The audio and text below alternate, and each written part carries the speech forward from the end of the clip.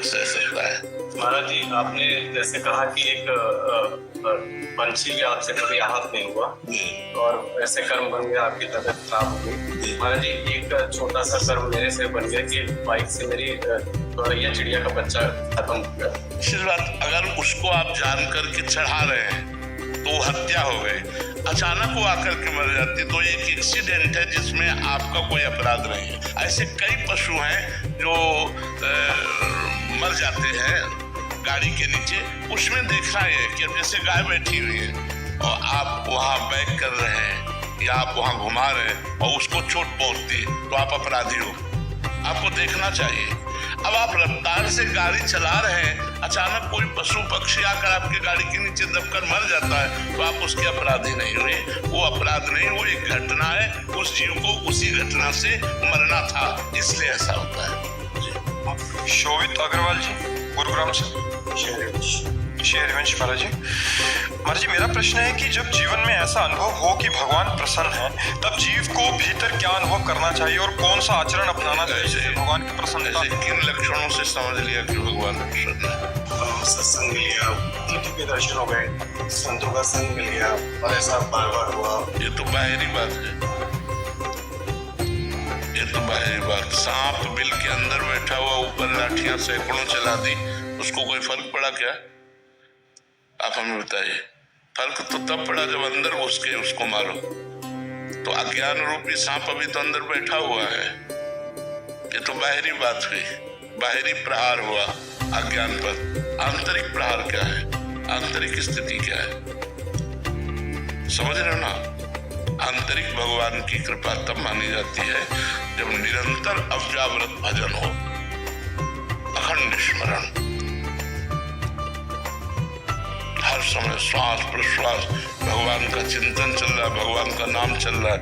अब अंदर अज्ञान मरेगा, अब मन मरेगा, अब विषयों का नाश होगा और भगवान की प्राप्ति होगी।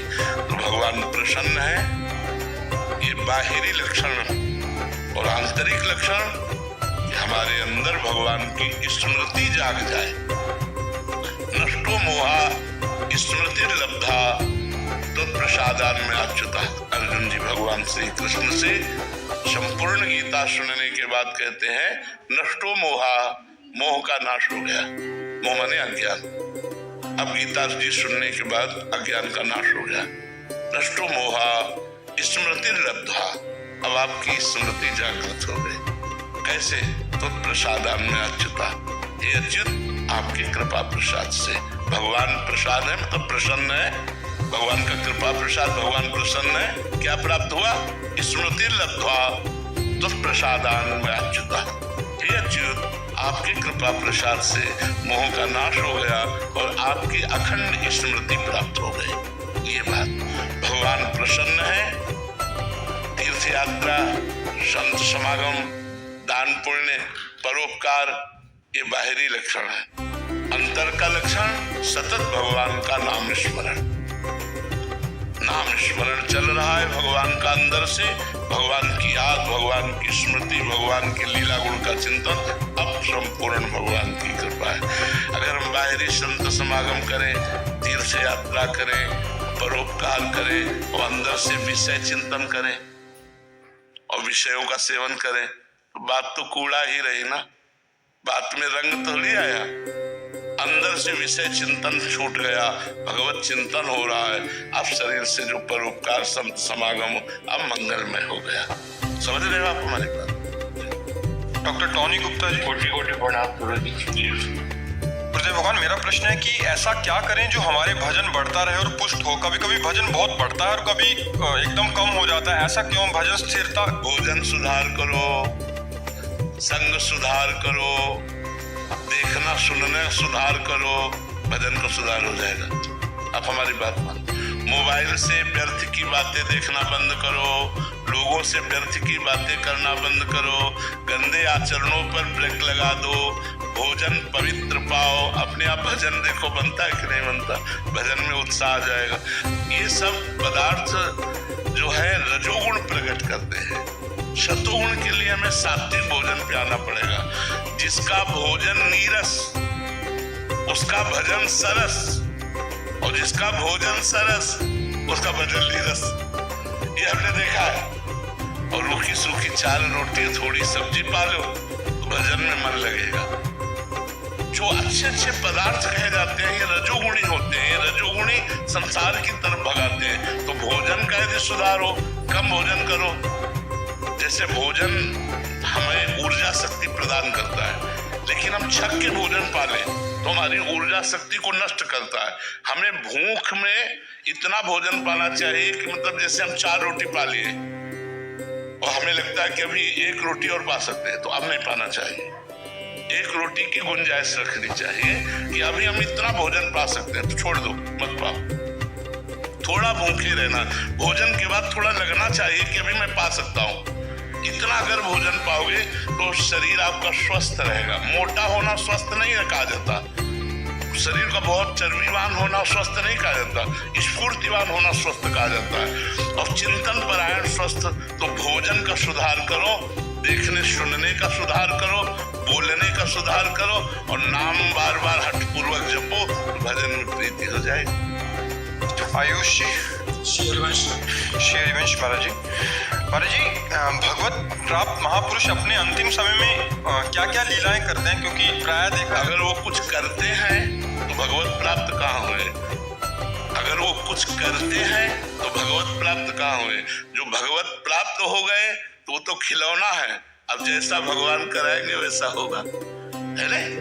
क्या जैसे कुछ शिष्यों को वो दूर कर देते हैं उनकी अंतिम लीला के समय, अब वो भगवान जैसा उस समय उनकी करवाते, अब वो भगवान के हाथ के खिलौना है, वो यंत्र है। अब यंत्री जैसा रिमोट दबाएगा वैसा भी नाचेंगे। जो सिद्ध महापुरुष होते हैं वो भगवान के हाथ के खिलौना होते हैं, जैसा भगवान उनसे करवाना चाहते हैं वैसा व्यवहार होता है। अब वो स्वयं करता नहीं रहे, अगर स्वयं करता रहे तो भगवत प्राप्त कैसे होगा? जब कर्ता भाव ही खत्म हो जाता है तभी तो भगवत प्राप्त होता है। जो भगवत प्राप्त हो गया तो भगवान उससे लीला करवाते हैं। अब वो कभी क्या लीला करते हैं अपने बस की बात नहीं समझना, इसलिए संत महापुरुष जो भगवत प्राप्त है केवल नमस्कार है और उनकी आज्ञा का पालन करें, उनके बाहरी व्यवहार को न देखें। बाहरी व्यवहार तो बड़ा विचित्र उनका होता है। अब वो उनका काम तो हो गया है, तो संसार में उन्मत्त है, अब उनमें उनकी तो कोई ये नहीं देखा तो उनकी है नहीं, सीमा तो है नहीं, वो उन्मत्त है। बहुधा अनुभूति में आनंद में मस्त है, भगवान जैसी प्रेरणा करते वैसी लीला होती। किसके द्वार खड़े हो जाए जाके, किसका उद्धार कर दे, किससे मिले, कब मिले, क्या मिले, कैसे मिले, ये सब भगवान के ऊपर है। उनकी कोई इच्छा नहीं, वो निरपेक्ष है, वो भगवत प्राप्त है तो वह करता है। उनके अंदर कोई कर्तापन का भाव नहीं कि मैं ये करूं या ये कर सकता हूं, ऐसा भाव नहीं रहता। आलोक कुमार जी, हाथरस से, राधे राधे महाराज जी। गुरुदेव भगवान, आप कहते हैं कि हमारे कैमरे में एक भी फोटो नहीं रहती, सब डिलीट हो जाती है, तो गुरुदेव भगवान आपके अलावा हमारा कौन है? फिर हमें निकुंज में कैसे जगह मिल रहा है? आप इन रूपों की बात करते हो, हम आप सबको बहुत प्यार करते हैं, लेकिन आपके कुर्ता पैजामा को प्यार नहीं करते, आपके पैंट शर्ट को प्यार नहीं करते, आपको प्यार करते हैं। ऐसे आपका कुर्ता पैजामा जैसे आपके शरीर के लिए, ऐसे ये शरीर कुर्ता पैजामा आत्मा का है। समझ रहे हो ना हमारी बात? आत्मा की पोशाक ये शरीर है। जैसे हम पहला बनियान पहनते हैं, फिर उसके ऊपर शर्ट पहनते हैं, फिर उसके ऊपर कोट पहनते हैं, पूरी पोशाक होती है ना। ऐसे आत्मा की पूरी पोशाक है कारण शरीर, फिर सूक्ष्म शरीर, फिर स्थूल शरीर, स्थूल कोट, सूक्ष्म शरीर शर्ट, कारण। लेकिन ये तीनों वस्त्र है ना कि मैं हूं, तो वस्त्रों की फोटो नहीं आती। आपसे प्यार है, जो आप है वही आप है, जो आप है वही आप है। मेरी बात समझ में आ रही? जो आप है वही आप है, जो आप है वही आप है, और आप ही मेरे प्रीतम हैं, तो वो तो बसे ही हुई है। अब दूसरी फोटो कहां से समाये? धर्मशाला जो भर जाती है तो यात्रियों को वापस कर दिया जाता है। पिय मूर्ति नयनन बसे तेई रस राय समाये, ये लक्षण सुन प्रेम के और न कछु सुहाए। जब प्रिया प्रीतम मानस पटल पर छा गए तो आप ही आप है, आप ही आप है, इसलिए हम आपसे बहुत प्यार करते हैं, ना कि आपकी पोशाक से। ये सब पोशाकें हैं। और ये सब मिटने वाली है। ये ना पहले थी ना आगे रहेंगी।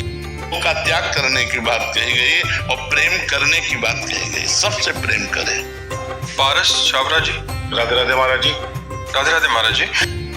महाराज जी, आप कह रहे हैं कि आप जैसे किसी से वार्तालाप आदि कुछ भी करते हैं, तो मुझे जो राधा रानी से प्रेम है, मुझे लगता है सब करें, इसलिए मैं सबके साथ अपने सुखद अनुभव साझा कर देता हूँ। तो ऐसा करना चाहिए? नहीं करना, ताकि वो भी प्रेरित होके लगे। वो नहीं करना चाहिए, वो नहीं कर पाएंगे और आप खाली हो जाएंगे। महाराज जी, मेरा ना शो है जिसपे मैं टीवी पे मतलब यूट्यूब पे बोलता हूँ, तो मैं राधा रानी की खूब बातें करता हूँ।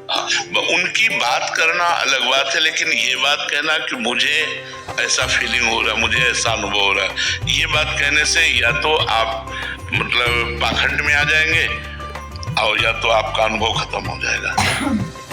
क्योंकि सत्य सिद्धांत है।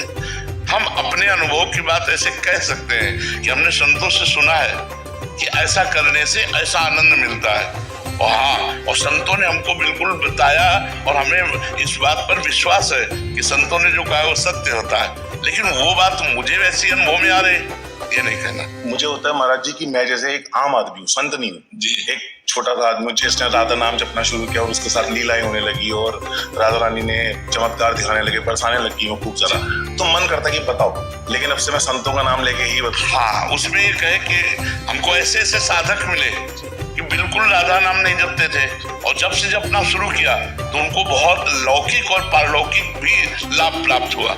ऐसे हम बोल सकते हैं कि जैसे हम ही तुच्छ हैं, कुछ नहीं है, पर राधा नाम का प्रभाव हमको आंतरिक और बाह्य दोनों आनंद प्रदान कर रहा है। हम ऐसे बोल सकते हैं, लेकिन और घुसकर अनुभव नहीं बोल सकते।